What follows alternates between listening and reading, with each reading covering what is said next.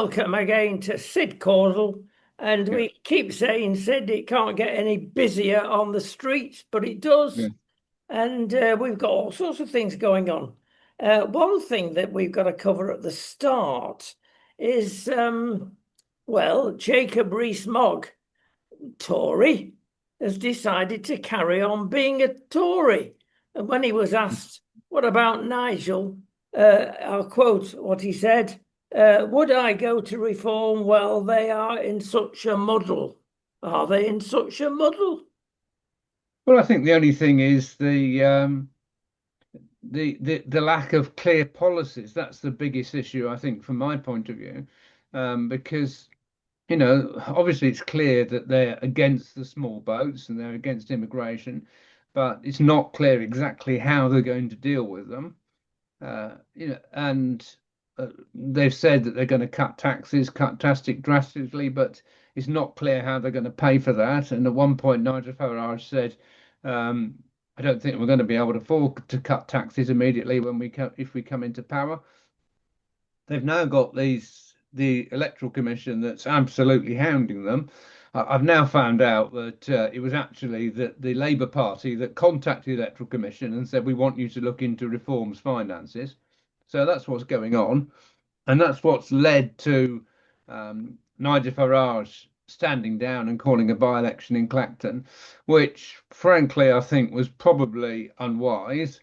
But that's what's now happening. There's going to be voting on next Thursday on the 11th of August, I believe, or maybe 13th, sorry, 13th of August.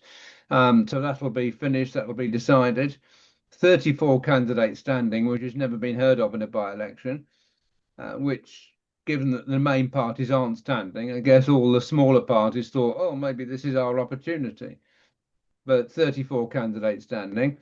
And we'll have to wait and see what happens. I mean, they say it's the longest ballot paper in history, but I can understand Jacob Rees-Mogg looking at it and thinking, well, if your leader's standing in a by-election because he's upset about a tax and wants to prove that that he still has the support of his constituency, that's not really a strong basis for me to leave the Conservative Party and join Reform. I can totally understand that.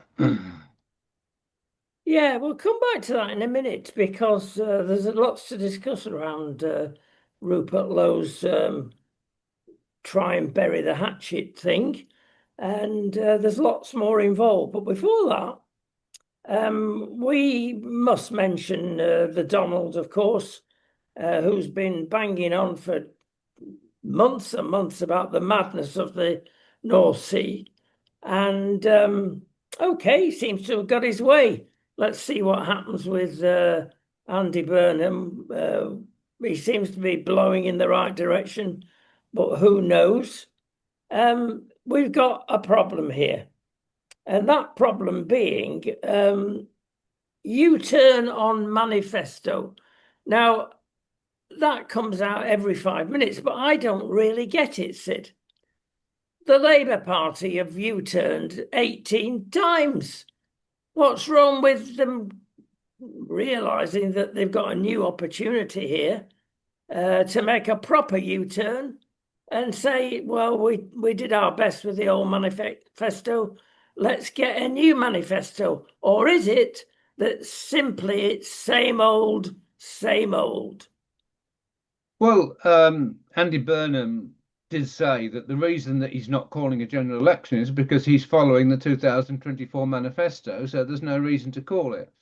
So if he then says, "Oh, I'm abandoning that manifesto, I'm not following that anymore," then by his logic, he then needs to call a general election. That's why he can't really afford to do it.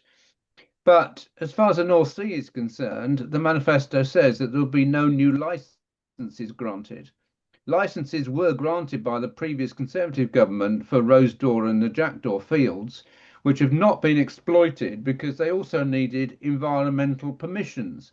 And it was the environmental permissions, not the licenses, that Ed Miliband refused to grant them. So Andy Burnham can say, we're going to exploit these fields without granting any new licenses, and they would yield an enormous amount of oil fairly quickly. So you don't need to actually abandon the Labour manifesto in order to exploit the North Sea further. I think BP have given the game away. They're pulling out. They see no future. If there was a future, if there was a new breath of fresh air, they'd have stayed, Sid. They obviously know more than we do. Well, I think they've had enough, frankly. But yes, I mean, they say that they're going to sell their interest in the North Sea, so presumably they want to cut the losses. But yeah, I mean, it is disappointing that Andy Burnham, having said, I'm going to press ahead with getting more oil out the North Sea, presumably doing exactly what I've said, making use of existing licenses that have been granted without going against the Labour manifesto. And having said that, it seems as though nothing's happening. The new energy secretary, of course, who seems to be clever, but if you look at what she said in the past, she's totally sold out to the climate hoax.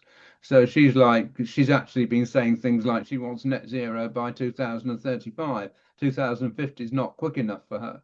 And she's against all fossil fuels. So if you've got an energy secretary that's against all fossil fuels, then that causes a serious problem, obviously. Yep, and BP have surely seen that. She's actually gone to 2030 on the odd speech. I mean, it's crackers. We had one gentleman that was deemed crackers, Ed. We're going to get even worse now, but Ed is still in the cabinet. What hold has he got on the Labour Party? Why is he still in the cabinet? He's been a disaster for the country. Because he's a friend of Andy Burnham. I mean, when they were both in government before under Gordon Brown, and when they were both young men, I guess, in government, coming up at a similar time in Parliament, and they were friends. So now Andy Burnham has become leader. I mean, to be fair, also Ed Miliband was one of the first people that was calling for Keir Starmer to go and to announce a path to his resignation. So I guess Andy Burnham feels as though he owes Ed Miliband something, and he's a friend of his, so he didn't want to make him Chancellor. Ed Miliband wanted to be Chancellor, and Andy Burnham said no to that, but basically gave him the next best job. Well, yeah, better having the enemy in the camp so you can keep your eye on him, I suppose. We mentioned Trump. Let's mention Trump about Iran. He appears to have got something going at last, and that is Arab talking to Arab. They understand the culture. And out of that, the Arabian states that are on the side of the West seem to have got an agreement. Now, whether it holds it, whether it's another dead end, we don't know. But at least Trump's not gotten in and done his hellfire threat, has he? Trump has done really from when he was president last time with the Abraham Accords, was quite exceptional because it's amazing, frankly, that countries like Bahrain and Morocco were recognizing Israel and forming a pact. And his ambition was always to bring Saudi Arabia on board because Saudi Arabia's always been very strongly anti-Iran. So there's a reason for sympathy there. So yes, Trump has done very well indeed to get Arabs talking to Arabs and to get Arabs talking to Israel. And that's a big step forward. There's a problem, frankly, when you start talking about countries like Turkey and Qatar, because they have a different kettle of fish. They are not moderate Arab countries. They are countries that are very much sympathizing with Hamas and Hezbollah and the Houthis and Iran. And when Trump says, "Oh, I want to sell F-35s to Turkey. I want to bring them on board and bring them into the Abraham Accords," you know, you're talking about people that are just going to use any agreement for their ends. They don't genuinely believe in peace. I mean, that's a reality of it. Because Erdogan, the president of Turkey, has also been saying he wants to revive the Ottoman Empire and he wants Jerusalem to be its capital. So if that's his aim, he's not going to be really interested in any sort of peace. He's just going to use peace for his own ends. Yeah, absolutely so. Perhaps I shouldn't have said Arab talking to Arab, Sid. Should I have said Islam talking to Islam? Um, well, I guess no. I think it's not right to necessarily label every single Arab state as Islamic. I mean, because there are a lot of Arab Christians around, and one of the issues has been the way that Arab Christians have been persecuted in a lot of Islamic countries. So I don't think it's right to presume that every Arab country is automatically Islamic. Although the vast majority are, it's not right to presume that. Okay, we move on. Farther east to Japan. They've always been apart, doing their own thing. And it seems to be paying off in lots of ways. Technology wise, they're ahead of most of the world in many things, from rail to even nuclear. They've got a tax system that is not quite how we do things in the West. Maybe they've got it right, because a massive 30% of all taxes is governed by what they call as a consumer tax. Very similar to VAT, not quite as bad in that they've got three levels of consumer tax. Zero, which is normally for health and reasons and children's schools and whatnot. 8% for if you're buying in a supermarket, you're getting 8% on top of that goes to the government. And then 10% for mainly services, theatre, restaurants and the like. So that's quite simple. But I tell you what, it's overthrown about 3 prime ministers in its time, because you've only got to glitch and get things wrong, especially with the 8% tax, where people have to eat, of course, and it's got rid of governments. But it seems that in the West, especially UK, you've got tax everything that moves, but not out there. It's just mainly the main tax is this. They're not taxing wealth. They're not taxing inheritance. And they're doing quite well. The yen has always been a problem.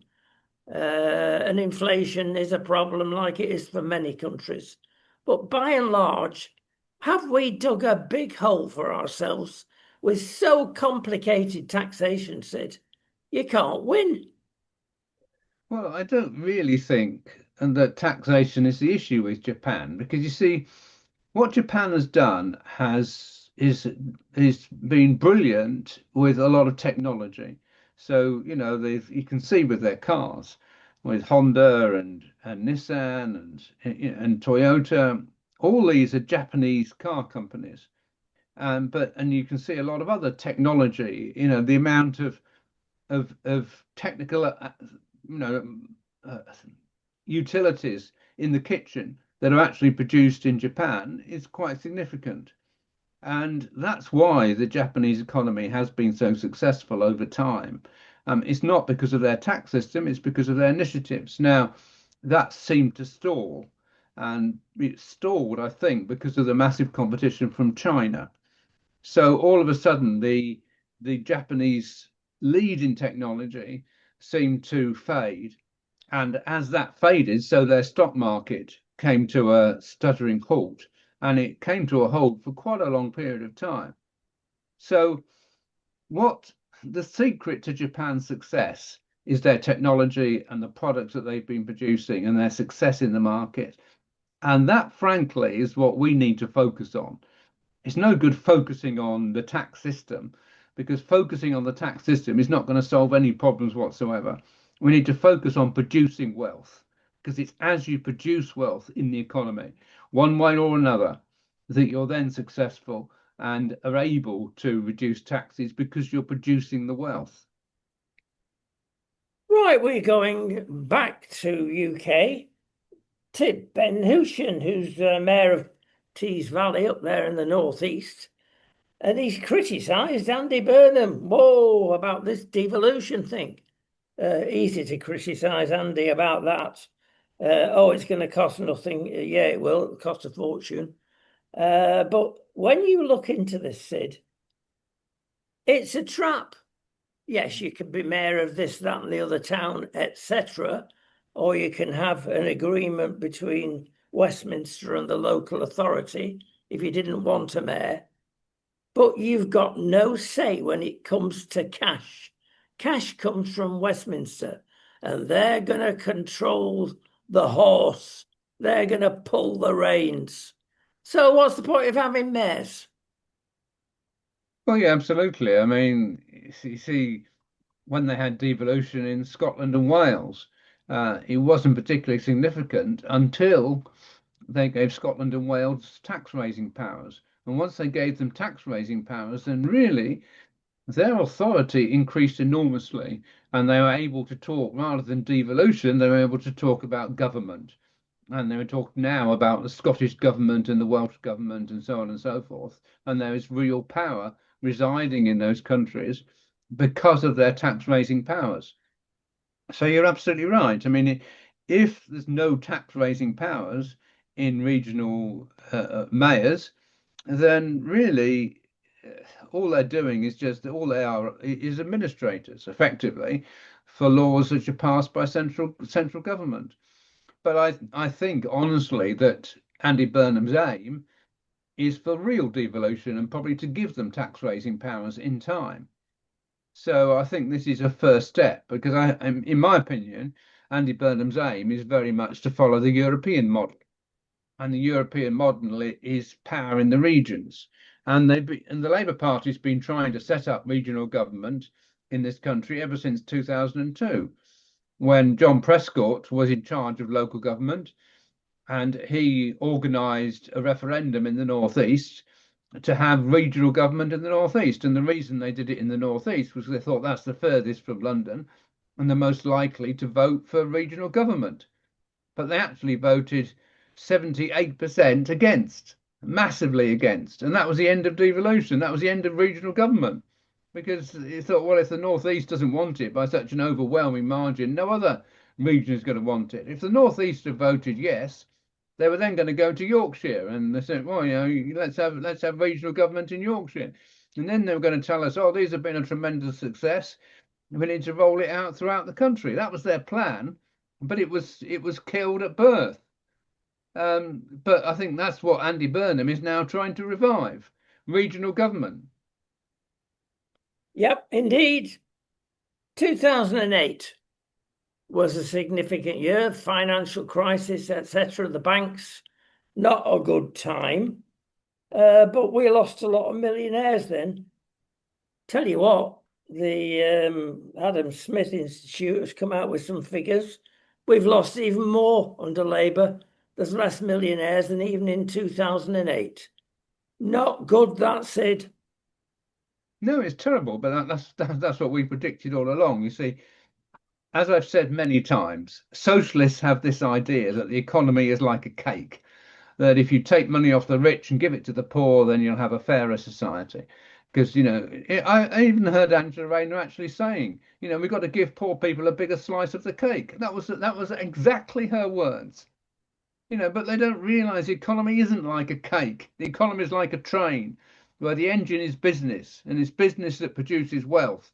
What I was talking about earlier with Japan, with the success of their industries, that's what's made Japan rich. Successful industries, especially successful car industries, but they've had successful industries in other fields as well. And that's what we have to focus on. If we think that, we can just take money off the rich and give it to the poor and we'll have a fairer society, we'll never get anywhere because the rich then all leave. And that's exactly what we predicted. That's what we said what was happen and what is happening. And the Labour Party don't understand it. And I don't think they're ever going to grasp it because it's socialism that's at fault. Yeah. Mentioned earlier, let's keep our word that we've got to go back to this possible powwow between Rupert Lowe, Restore, and Nigel Farage, and we didn't think that could ever happen. because, of course, it was Knives Out not so long ago, and Rupert jumped ship, but now he's hinting that he would return. But he's made conditions, Sid, and I want to go through these conditions and see whether we're in the real world or whether there will be some moderation. Okay, the first, he states, ending mass migration is not enough. The hour is just too late for that. It must actually be reversed. In other words, he's saying stop them now and get rid of those that came in and have been allowed to stay. Do you think Nigel's going to go that far? Well, I think it's the wrong policy. The first thing we've got to do is to stop people coming in. Um, there is, every reason to say that we could review cases for people who've come here illegally and see whether it's appropriate to send them back or not. I mean, I think that's okay. But if once you've given people indefinite leave to remain, which has happened in many cases, to then say, okay, we've given you indefinite leave to remain, but we've now changed our minds, we're taking it away and sending you back. That, I'm afraid, I find unacceptable, because you can't have government making decisions and then suddenly telling people that in some cases may be very vulnerable. I mean, not there's many cases of people that aren't vulnerable that are coming here just in order to make the West more Islamic. And it's those cases that we need to look at. But there are many people caught up in that are very vulnerable and that can't just easily go back. And to have a blanket policy that anyone that's come here illegally will be sent back, no matter how long they've been here, no matter if they were given indefinite leave to remain or not, to me that is a bad policy. And I think if Nigel Farage picks that up and agrees to it for the sake of Rupert Lowe, it will be a bad decision on his part, frankly. But what Nigel could do and probably should do is to say, but to Rupert Lowe, well, let's talk and let's go over it. Let's have a proper, responsible discussion as to what a sensible policy will be and a policy that we can implement. Because the policy can't be anyone that's come here illegally will sent back no matter how long they've been here. That can't be the policy, I'm afraid. What about Nigel's boats in the North Sea? He would be supported by the majority in the United Kingdom. Can it be physically worked out? Get the Navy? Well, I think Australia have given us an example where what they basically do is attach ropes to any dinghies that were coming over to Australia from Malaysia and towing them back where they came from. So, it's that to me is, and it worked. Basically, after they'd done that for a while, all the boats stopped coming. And so Australia basically stopped all of this illegal immigration into Australia. It no longer happens.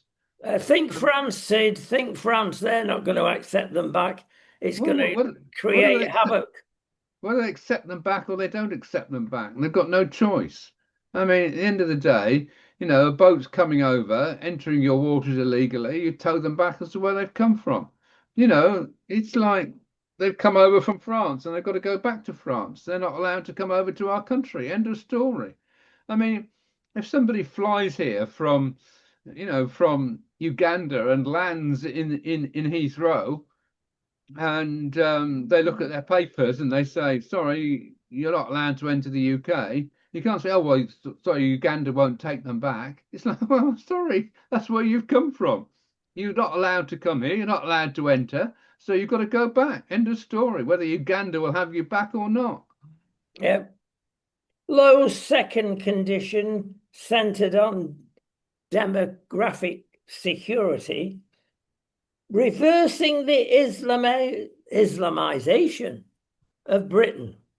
Again, a lot of people would support that Islamization of Britain. It's writ large. Well, yes, I mean, it is a major concern, but again, you see, we've got to do that correctly. It's no good just saying, oh, it's terrible what's happening. What we need to do is to have the guts to basically say that the Islamic religion is not the way forward for any country, frankly, because the Islamic religion is blatantly a false religion. And we've got to have the courage to be able to have a proper debate over what Islam represents and what it stands for. So it's no good just attacking. Oh, they're trying to Islamize Great Britain, and and we're against. We've got to stop it. We've got to say why we've got to stop it, why it's wrong, why it's false for everybody. And frankly, even some of these radical Muslims, if I had my way, we'd force them to watch some of these films from Jay Smith, for instance, who can prove that from the Quran that that well that well, it's impossible that the Quran could have come from Muhammad, because the Quran refers in Surah 17, for instance, to the Al-Aqsa Mosque. And everyone knows the Al-Aqsa Mosque was built around 700 and Muhammad died 632. So there you've got your concrete proof that the Quran didn't come from Muhammad. But when they go to the Hajj, as we said before, to Mecca, they circle the Kaaba and kiss the black stone. And what's the black stone? A meteorite. And why do they pray towards Mecca? Because they pray towards the Kaaba and the black stone. So Muslims are basically praying to a meteorite that came out the sky, and people used to worship long before Muhammad. Now, these are the things that we need to be willing to publicize and address. At the moment, Ofcom goes absolutely berserk if anyone talks about what the Islamic religion represents and what it stands for. We've got to get over that. That's the issue that we need to confront and get over. Yeah, it's not easy. I suppose you could say, well, that was re-education, what you just mentioned there. I personally don't think, Sid, it would make any difference, perhaps 1 in 100, because these people are very set in their ways. And it's the difference between matter and antimatter, the difference between the Christian religion of love and peace, forgiveness, and the Islamic religion that is war and overcoming and caliphate. And it's very difficult to know what to do.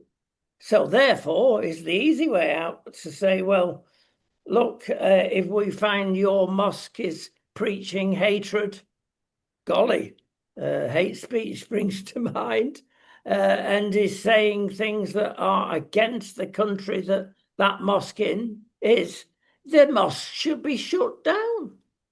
Well, we've got to have the willingness to face that, but that's what I'm talking about, facing these issues. It's no good just saying, "Oh, we should be closing down mosques." We've got to be able to say why you want to close down a mosque. And if you literally say we are going to close down any mosque where there's found evidence that hatred is being preached in the mosque, I mean, this is against the law. Preaching hatred, calling for the death of other people, calling for the death of Jews, for instance. It is against the law. And so there's nothing wrong in saying if we find that this is being preached in a mosque, then we will close down that mosque. But at the moment, the authorities are completely scared of the Islamic religion. And it's not just one, it's all of them. And and they're scared to confront the religion. That's what we've got to get over. I mean, it was in our manifesto that we wanted open debate between Islam and Christianity, open debate as to what is the truth. I mean, bearing in mind the Quran says that Jesus didn't die on the cross. It was his appearance was put over another man, and that man was killed. That's what the Quran says. And those who differ it are full of doubts. Well, no one in Christianity doubts whether Jesus was crucified or not. What the Quran says is just completely false, and it's provenly false historically, because there's so many eyewitnesses that actually saw Jesus on the cross, as well as historical evidence from Josephus, the Jewish historian, and Tacitus, the Roman historian, who were writing at the time. So there's overwhelming evidence that the Quran is wrong and that Islam is a false religion. But that's what we've got to address, and we've got to face up to, frankly, and be willing to teach it in our schools, to tell, so that when they talk about Islam in schools, they don't just say, "Oh well, the Islamic religion believes that the Quran was revealed to Muhammad by an angel that appeared to him in a cave, and the angel said to Muhammad, it's like, well, sorry, there's no evidence that any angel ever appeared to Muhammad. There's no written record of it. Nobody ever saw an angel appear to Muhammad, and the Quran cannot possibly have come from an angel revealing it to Muhammad because it refers to events that happened long after Muhammad's death.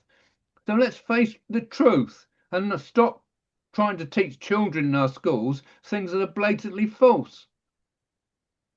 Interesting. It goes further.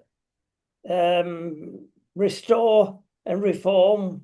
The next thing that is subject to an agreement between them, that they ban the burqa, they ban halal and kosher slaughter, they ban cousin marriage, as well as Sharia courts and mass dominating public Islamic prayer. List there. Portugal's just done that, by the way. Well, yeah, I mean, some of these things, you know, we need to have a conversation because, the Quran does say the woman should cover up her whole body. That's in Surah 59:59, but sorry, 33:59, but Surah 33:33 also says that the wives of the Prophet should stay indoors. And that's something that they enforce in Afghanistan, for instance. The women aren't allowed to come out, except in certain strict circumstances. So, we need to address what we in this country, what laws we want to allow and we don't want to allow. But, if we're going to say it's okay for women to cover up, are we going to say it's also okay for women to be confined inside and not allowed to come out? I mean, we need to address exactly what Islam teaches and what it stands for and what is acceptable to us and what is unacceptable to us in this country, and stop this sort of pussyfooting around and saying, oh, well, we can't criticize Islam because if you criticize Islam, you're being Islamophobic. We can criticize Islam and we will criticize it. It's a difficulty with the Jews as well, isn't it, with the kosher slaughter? Are they going to be an exception?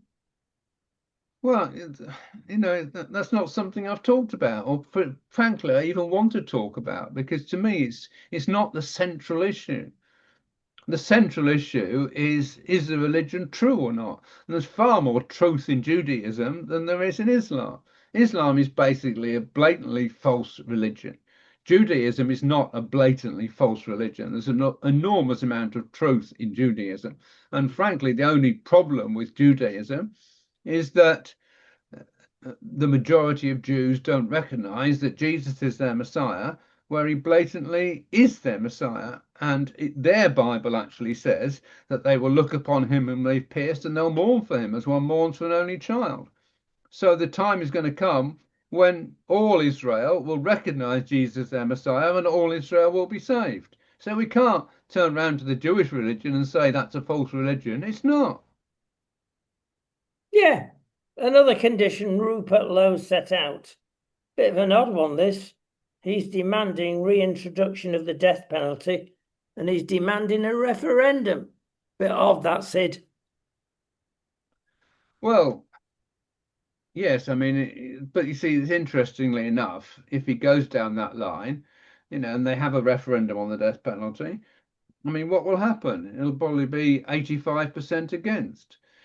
See, this is what the Liberal Democrats used to do. They were so keen to have a referendum on the voting system. We must have a referendum on the voting system. We then have a situation in 2010 where we have a hung parliament, and the Liberal Democrats do an agreement with the Conservatives that they will come into a coalition.